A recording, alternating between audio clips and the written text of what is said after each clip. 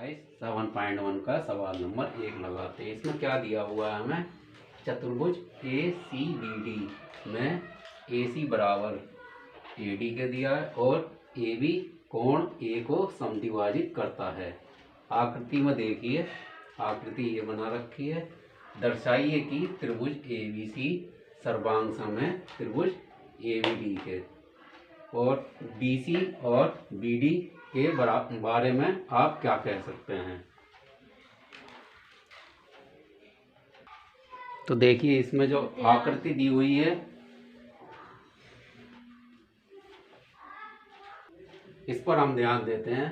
तो देखिए, चतुर्भुज दिया हुआ है ए सी बी डी, और इसमें क्या दिया हुआ है, ए सी भुजा जो है, भुजा ए सी बराबर है ए डी के। कोण ए बी कोण ए को, जो रेखा ए बी है इस चतुर्भुज की, इस कोण ए को क्या करती है, समद्विभाजित करती है। ये दो बराबर भागों में इसे कोण ए को बांट देती है। ये कोण इसके बराबर हो जाता है। ठीक है, दर्शाइए कि त्रिभुज ए बी सी सर्वांग सम होगा त्रिभुज ए बी डी के। तो दर्शाइए का मतलब इसमें यह है कि यह सिद्ध करना है कि त्रिभुज ए बी सी त्रिभुज ए बी डी के सर्वांग सम है। और बी सी और बी डी के बारे में आप क्या कह सकते हैं, यह बताना है कि ये क्या होंगे। पहले हम सिद्ध करेंगे कि त्रिभुज ए बी सी सर्वांग सम है त्रिभुज ए बी डी के, फिर भुजा बी सी और बी डी के बारे में हम बात करेंगे। तो देखिए, इसमें चित्र में हमें क्या दिया हुआ है, चतुर्भुज दिया हुआ है, लेकिन हमें सर्वांग सम क्या सिद्ध करना है, त्रिभुज ए बी सी।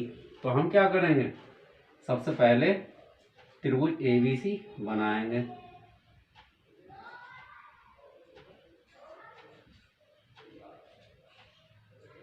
त्रिभुज ए बी सी कैसे बन रहा है, ए पॉइंट यहाँ है और बी यहाँ है, और सी शीर्ष ये है। और दूसरा त्रिभुज क्या है हमारा,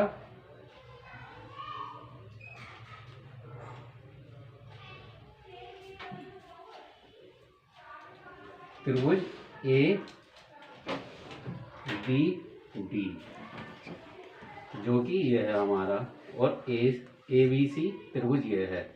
तो अब इस त्रिभुज में हम बात करते हैं, क्या अगर हमें दो त्रिभुज सर्वांग सम सिद्ध करने होते हैं तो हमें क्या चाहिए, उसकी तीन चीजों को हम सर्वांग सम बराबर सिद्ध कर दें, फिर बाकी की तीन चीजें क्या होती है, अपने आप बराबर हो जाती है। तो इसलिए हम देखेंगे कि इसमें हम तीन चीजें कैसे सिद्ध कर सकते हैं बराबर। तो इसमें सवाल में हमें क्या दिया हुआ है, भुजा ए सी बराबर है भुजा ए डी के। तो एक चीज तो ये हो जाएगी बराबर, और दूसरी चीज क्या है, जब ये चतुर्भुज है हमारा ए सी बी डी, इस चतुर्भुज की जो रेखा ए बी है, कोण ए को क्या करती है, समद्विभाजित करती है, यानी कि ये कोण इस कोण के बराबर होगा। तो इसका मतलब क्या हुआ, इसमें इस त्रिभुज में और इस त्रिभुज में जो ये कोण है, दोनों क्या होंगे, बराबर होंगे, क्योंकि ये समद्विभाजित करती है। तो ये दो त्रिभुज बन गए, तो आधा हिस्सा इस कोण का इसमें आ गया, आधा हिस्सा उसमें चला गया, तो ये क्या होंगे, दोनों बराबर होंगे। अब क्या है, अब दोनों ये चतुर्भुज है और इससे क्या बन रहे हैं, दो त्रिभुज बन रहे हैं। अब देखिए, जो भुजा ए बी है, इस त्रिभुज में भी भुजा ए बी चाहिए हमें, और इस त्रिभुज में भी भुजा ए बी चाहिए। तो क्या होगी, ये भुजा क्या होगी, दोनों त्रिभुजों के लिए कॉमन होगी, यानी कि उभयनिष्ठ भुजा होगी। तो जो भुजा उभयनिष्ठ होगी वो बराबर ही तो होगी, तभी तो उभयनिष्ठ हो सकती है, अदरवाइज हो ही नहीं सकती है। तो इसलिए हम इसे हल करना शुरू करते हैं। तो चलिए हल करना शुरू करते हैं इसे। तो हम क्या लिखेंगे, त्रिभुज ए बी सी तथा त्रिभुज ए बी डी में त्रिभुज ए बी सी और त्रिभुज ABD में। तो इसमें क्या देखेंगे हम, हमें क्या दिया हुआ है, AC भुजा बराबर है भुजा AD के। इसका कारण क्या लिखेंगे, दिया है,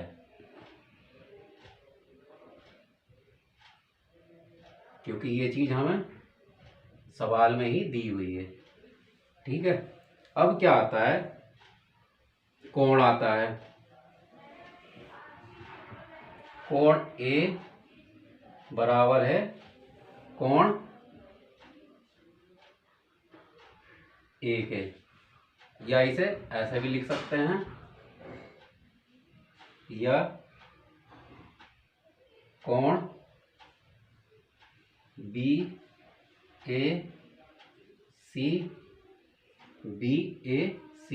बराबर है कोण BAD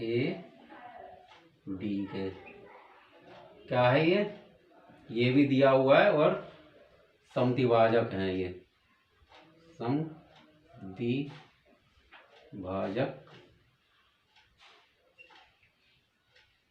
कोण। और किस वजह से ये हमें दिया है, ये हमें, ये समद्विभाजक है, हमें पता कैसे चला, क्योंकि ये सवाल में दिया हुआ है, इसलिए ये भी लिखना पड़ेगा। तो अब देखिए, दो चीजें तो हमें मिल गई।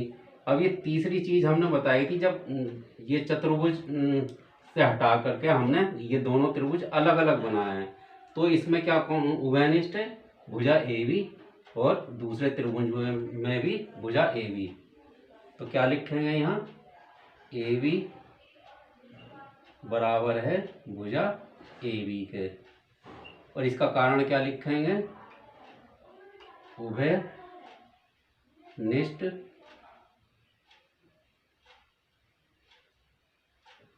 भुजा। इसका कारण क्या होगा, ये उभयनिष्ठ भुजा है, तो इसलिए जब ये उभयनिष्ठ भुजा है तो ये क्या होगी, बराबर होगी। अब देखिए, इसमें सर्वांग समता का कौन सा नियम लगता है, कैसे हम बताएंगे कि त्रिभुज ABC सर्वांग सम है त्रिभुज ABD के। तो सबसे पहले क्या हमने बराबर देखा, भुजा, भुजा को क्या कहते हैं, साइड, और फिर क्या देखा हमने, एंगल।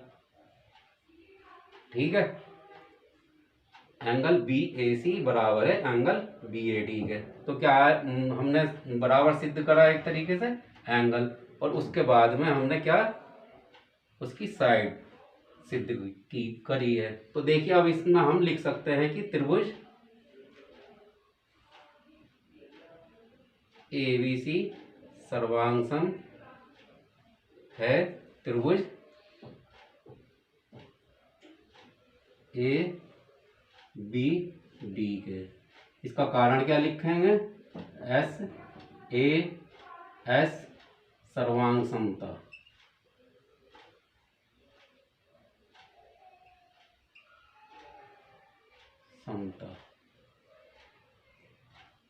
ठीक है, तो ये क्या होगा, ये इसके बराबर होगा, त्रिभुज ABC सर्वांग सम है त्रिभुज ABD के। तो देखिए, इसमें हमने क्या सिद्ध किया है, त्रिभुज ABC सर्वांग सम है त्रिभुज ABD के। तो इसका मतलब क्या है, ये जब तीन चीजें हमारी बराबर हैं तो बाकी की तीन चीजें भी क्या होंगी, बराबर होंगी। बाकी की तीन चीजें कौन सी बची है, अब एक एंगल ये बचा, एक एंगल ये बचा, दो तो एंगल हो गए, और एक ये भुजा बची है। तो इन बाकी के तीन चीजों को क्या कहते हैं, संगत भाग कहते हैं। सर्वांग सम त्रिभुजों के संगत भाग भी बराबर होते हैं, उसे क्या लिखते हैं, CPCT लिखते हैं। तो ये क्या हो जाएगा, इसमें क्या पूछा है इसने, BC और BD के बारे में बताइए। भुजा BC और भुजा BD, तो ये क्या है, ये दोनों त्रिभुज की संगत भुजा है, तो ये भी क्या होंगी, बराबर होंगी। BC बराबर BD, और इसका कारण क्या लिखेंगे, ये क्या है, दोनों त्रिभुजों की संगत भुजा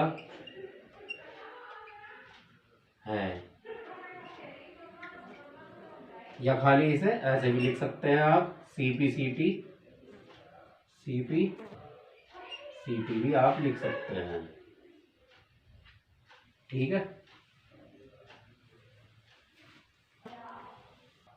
चलिए सवाल नंबर 2 देखते हैं। इसमें क्या दिया हुआ है, ABCD एक चतुर्भुज है जिसमें AD भुजा BC के बराबर है, भुजा AD भुजा BC के बराबर है, और कोण DAB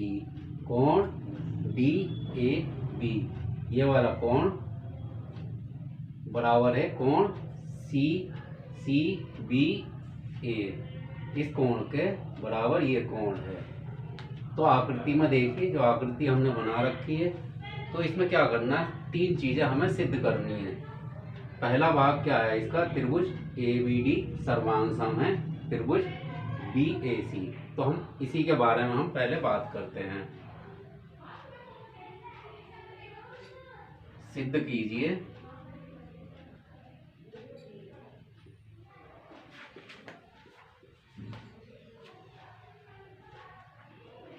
कि त्रिभुज ABD सर्वांग सम है त्रिभुज BAC के।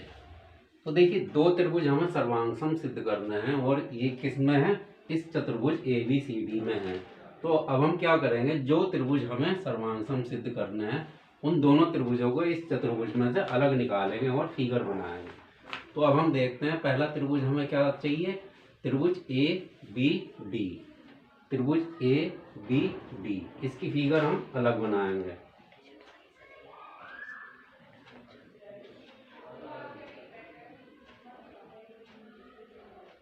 ये क्या हो गया, त्रिभुज ABD, और दूसरा त्रिभुज हमें क्या चाहिए, त्रिभुज BAC,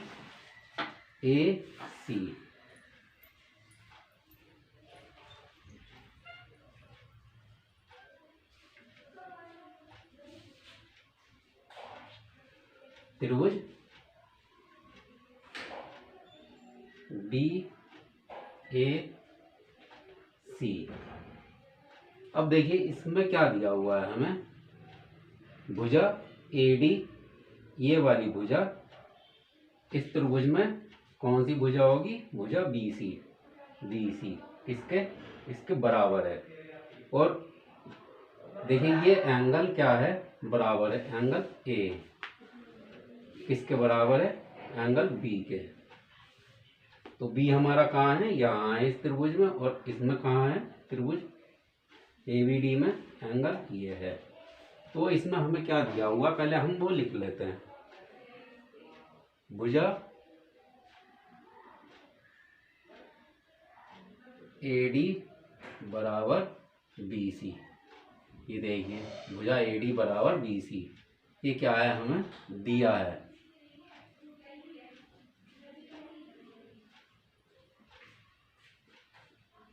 ये क्या है, हमें दिया हुआ है। अब क्या है, कोण, दूसरी चीज क्या दिया हुआ है हमें, कोण BAB बराबर कोण CBA, ये भी क्या है, हमें दिया हुआ है।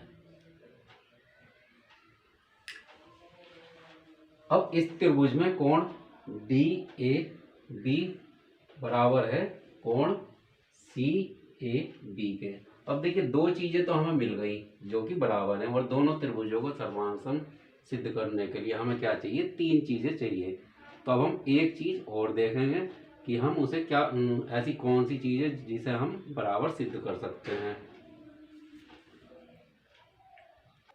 अब देखिए, तीसरी चीज इसमें कॉमन क्या है, तीसरी चीज बराबर क्या है। अब देखिए, ये जो त्रिभुज है, त्रिभुज ABD, अब देखिए, ये त्रिभुज बनने के लिए क्या चाहिए, भुजा AB चाहिए, और इस दूसरे त्रिभुज को बनने के लिए, त्रिभुज BAC को बनने के लिए क्या चाहिए, भुजा AB चाहिए ही चाहिए। तो ये भुजा कौन सी हुई, ये दोनों त्रिभुजों के लिए उभयनिष्ठ भुजा है।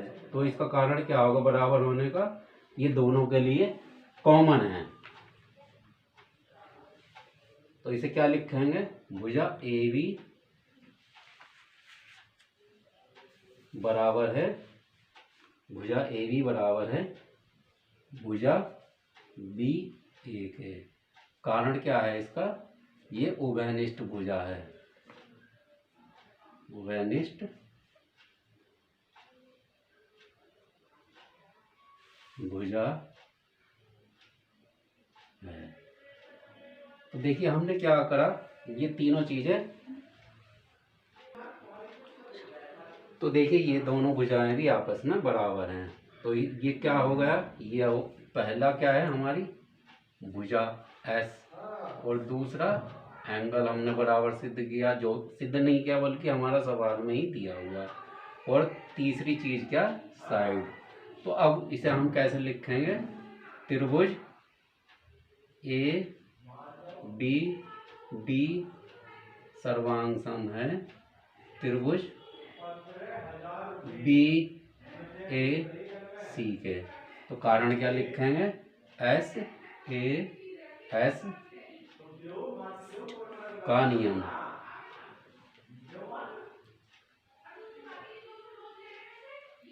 तो देखिए इस तरीके से क्या हुआ, इसका पहला भाग सिद्ध हो गया।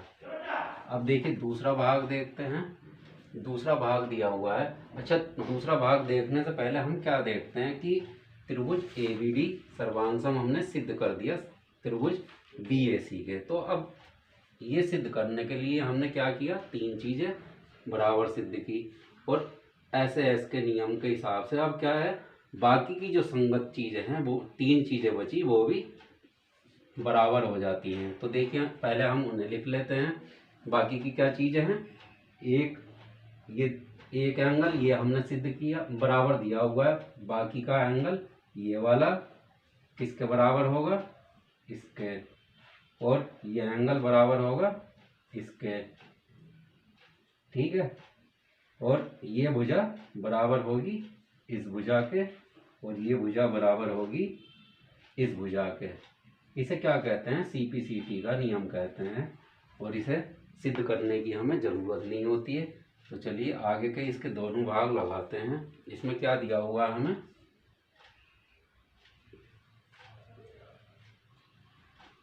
बी डी बराबर ए सी। अब देखिए इसमें बी डी कहाँ है, बी डी भुजा ये है, और भुजा ए सी के हमें बराबर सिद्ध करनी है। तो ये अपने आप ही सिद्ध हो गई। अब इसमें कारण लिखना पड़ता है, सिद्ध तो हो गई है लेकिन इसमें क्या कारण होगा, ये क्या है, सर्वांग सम त्रिभुजों का नियम है, वो क्या है, सीपीसीटी का, सीपीसीटी, या इसे लिख सकते हैं हम संगत भुजा। क्या है ये, संगत भुजा है। और तीसरा भाग क्या है हमारा, तीसरा भाग है कोण ए बी डी बराबर कोण बी ए सी के। कोण ए बी डी, ये वाला कोण किसके बराबर सिद्ध करना है हमें, कोण बी ए सी के, इस कोण के बराबर। तो ये भी क्या हो जाएगा, ये संगत कोण हो जाएगा।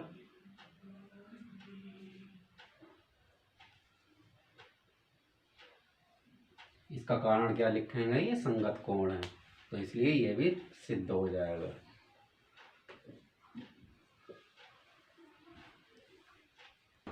तो इस वीडियो में इतना ही। अगली वीडियो में हम इसके आगे के सवाल लगाएंगे। धन्यवाद।